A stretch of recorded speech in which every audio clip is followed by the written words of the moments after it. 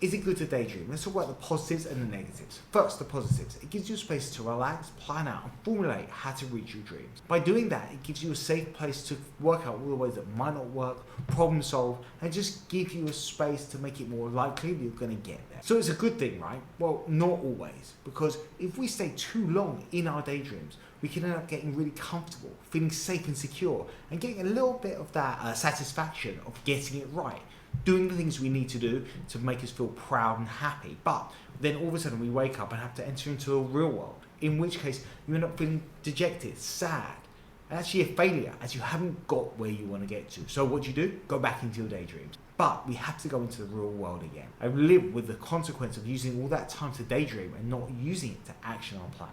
I mean, I could close my eyes right now, be driving a Ferrari on a mountain road, listening to that V8 roar. But then when I wake up, I'm in my office, right? I haven't done anything. So what do you need to take away from this video? Well, it's great to daydream. It gives us that safe place to explore what we want to get and how we're going to get there. But we shouldn't live too long in that daydreaming state.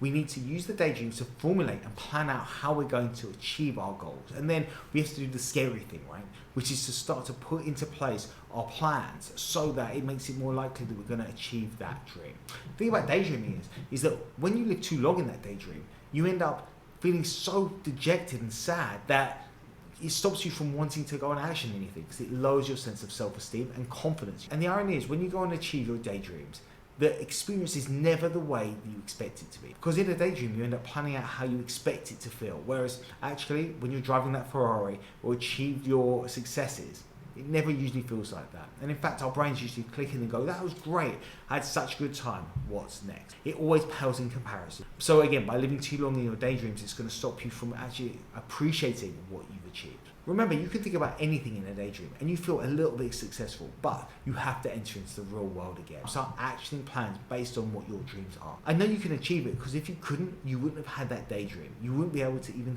think about achieving that goal. So, what is it that you need to action in order to achieve your dreams and live that successful life that I know you want to live? Why don't you share with me what it is that you want to achieve? Because for me, I want a Ferrari. And unfortunately, I haven't got myself into that position to afford one yet, but I'm working on it. Think about what you want to achieve, share it with me, and we can formulate a way for you to get those dreams met.